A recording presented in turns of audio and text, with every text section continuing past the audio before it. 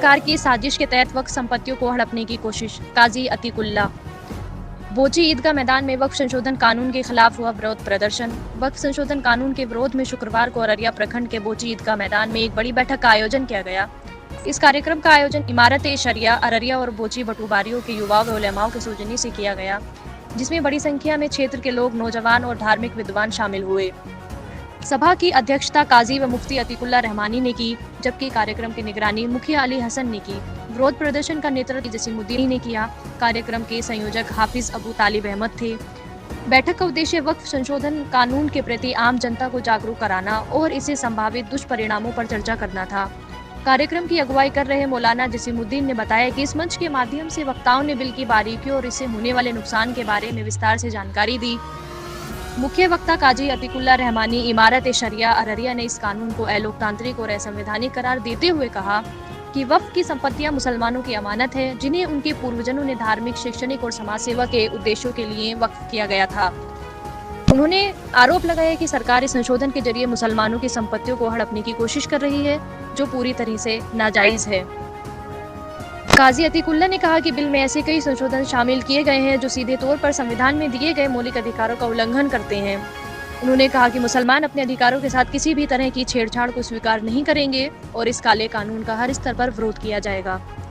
बैठक को संबोधित करने वालों में ऑल इंडिया मजलिस इत्तेहादुल मुस्लिमीन के नेता राशिद अनवर, जन सुराज के नेता फैसल जावेद, युवा सामाजिक कार्यकर्ता डॉक्टर तबरेज हसन और एडवोकेट राशिद इकबाल शामिल रहे। सभी ने एक सुर में सरकार से इस बिल को वापस लेने की मांग की और आगे की रणनीति पर चर्चा की। बैठक के अंत में लोगों ने संकल्प लिया कि वे अपने हक और वक्फ की हिफाजत के लिए लोकतांत्रिक तरीके से संघर्ष करते रहेंगे।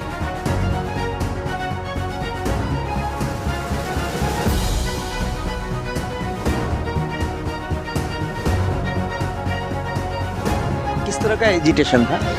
कानून बन गया है, कानून जिन इंसानों के लिए बना है उन्हें ये पसंद नहीं है।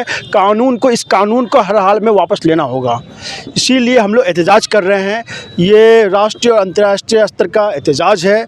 हमारे ज़मीन पे और सेकुलर तबके के जो लोग हैं उनको ये बहुत बुरा लग रहा है कि कब्ज़ा करने की कोशिश हो रही है। तो जो भी सेकुलर लोग हैं, चाहे जिसी भी जात धर्म के हैं, उन लोगों के साथ हम लोग बैठकर जगह जगह एक प्रोग्राम करने का कोशिश कर रहे हैं।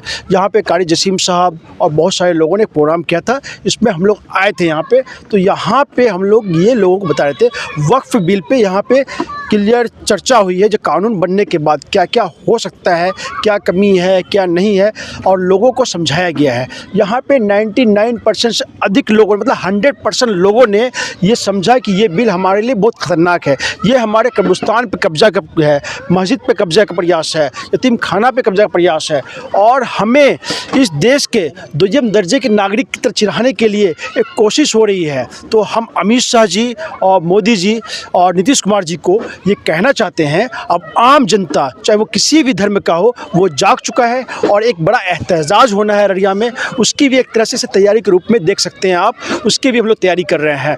तो ये बिल हर हाल में वापस लेना होगा। जैसे किसान बिल वापस हुआ था, किसान एक्ट वापस हुआ था, उसी तरह वक्फ एक्ट भी हर हाल में वापस होगा। ये एहतजाज हर गली मोहल्ले चलता ही रहेगा। जो भी जहाँ बुलाएंगे हम लोग जाने का काम करेंगे, कुछ जगह ऑर्गेनाइज करने का काम करेंगे। लेकिन मैं तमाम अररिया वासियों से अपील करता हूँ, बिहार वासियों से अपील करता हूँ कि इस बिल के खिलाफ, इस कानून के खिलाफ आप लोग रोड पर उतरें, एहतजाज करें और कंटिन्यू रखें। इसमें किसी तरह का इसमें इख्तलाफ नहीं होना चाहिए। सभी लोग एकजुट होकर, आप जो भी हैं, अगर सेकुलर सोच है आपका तो आप लोग आएँ हमारे साथ और हम आपके साथ जाएँ और इस बिल के, इस एक्ट के खिलाफ जमकर हम लोग उठ पाएँ। नहीं, सबसे पहली बात है सुप्रीम कोर्ट का हम धन्यवाद देना चाहते हैं इस सरजमीन से। और सुप्रीम कोर्ट का फ़ैसला हमेशा तारीख़ी फ़ैसला रहा है और कॉन्स्टिट्यूशन पे हम बिलीव करते हैं। बाबा साहब ने कहा था कि जब सड़कें खामोश हो जाएंगी, बाबा साहब ने राम मनोहर लोहिया ने कहा था जब सड़कें खामोश हो जाएंगी सांसद आवारा हो जाएगा। तो हम लोग सड़क को खामोश नहीं देखना चाहते हैं और न करना चाहते हैं, बल्कि हम लोग सड़क को जाम करना चाहते हैं। इसलिए कि ये भी हमारा बाबा साहब ये अधिकार देता है। और बाबा साहब ने ये भी कहा था कि हमको एजिटेट करने का उन्होंने बाज़ाब्ता कॉन्स्टिट्यूशन में लिखा है। और सुप्रीम कोर्ट की जहाँ तक बात है, आपको पता होगा कि जब राम मंदिर का एडिशन आया था तो उसमें एक लफ्ज़ कहा गया था, द इंडियन कॉन्स्टिट्यूशन इज़ इनफ्लेबल, है ना, यानी भारत का जो संविधान है वो लचीला है। अब जब किसान जो बिल था वो जब वापस हो सकता है तो ये बिल क्यों नहीं वापस हो सकता? आप तो अनडेमोक्रेटिक वे से पास करवा करके, आपका जो है बहुमत था आप निकलवा करके धड़ाधड़ जो है राष्ट्रपति से एकदम साइन वाइन करवा दिए। लेकिन अब सोचिए कितनी शर्मनाक बात है, इस देश में अगर सबसे बड़ा कोई चीज़ है वो कानून है, वो सर्वोच्च न्यायालय है। अब उस न्यायालय पर भी सवाल खड़ा करते हुए अभी जो है पूर्व उपराष्ट्रपति जगदीप धनखड़ जी क्या कह रहे थे कल? अब बताइए, वो कह रहे हैं कि जो यहाँ के जो सुप्रीम कोर्ट है उसको कौन अधिकार देता है कि वो जो है सरकार की बनाई हुई कानून को जो है उसमें हस्तक्षेप करे। अब हम ये सवाल करना चाहते हैं, क्या राष्ट्रपति हो या उपराष्ट्रपति या प्रधानमंत्री हो, क्या वो कानून से बड़ा है? बिल्कुल कानून से बड़ा नहीं है। इसी देश में बहुत सारा ऐसा इतिहास और बहुत सारे घटनाएं घटी है कि जिसमें राष्ट्रपति को और जो प्रधानमंत्री उनको भी शोकॉज नोटिस मिला, ऐसी बात नहीं है, इसी देश में मिला है। और हम लोग तो वो क्रांतिकारी धरती से बिलीव करते हैं कि जहाँ फणीश्वर नाथ रेणु और ईसा फरताब की ये सरजमीन है। इस सरजमीन में हम लोग तो ये भी कर सकते हैं कि अगर बस चले तो सबका पुतला दहन करेंगे, और पुतला दहन करने का भी हमारा कॉन्स्टिट्यूशनली राइट्स है, वो अधिकार है और वो करेंगे। जब हम लोगों का बड़ा प्रोग्राम होगा तो उनका भी पुतला दहन करेंगे, उनको भी हम लोग ये बात चेताएंगे। ये जो ज़बरदस्ती हमारे ऊपर, हमारा ही कानून है, हमारा ही पंचायती है, हमारे दरवाजे में नहीं कीजिएगा, हमको पूछ के नहीं कीजिएगा। बगैर पूछे हुए आप चुपचाप पास कर लीजिएगा, बोलिएगा आपके ऊपर थोप दिए थे, नहीं चलेगा। इसी को हम लोग रिजेक्ट करने के लिए यहाँ पे बोची में आज कारी जसीम साहब के नेतृत्व में जो प्रोग्राम हुआ, इसको हम लोग यहाँ से एक संदेश देना चाह रहे हैं, एक बहुत बड़ा संदेश देना चाह रहे हैं कि हम लोग उसको नहीं मानते हैं। और ये हर गाँव हर पंचायत में हो रहा है, क्योंकि 8 अप्रैल को हम लोगों ने वक्फ बचाओ संविधान बचाओ मंच अररिया के द्वारा हम लोगों ने, अररिया के तमाम नौजवानों ने बहुत बड़ा कैंडल मार्च निकाला।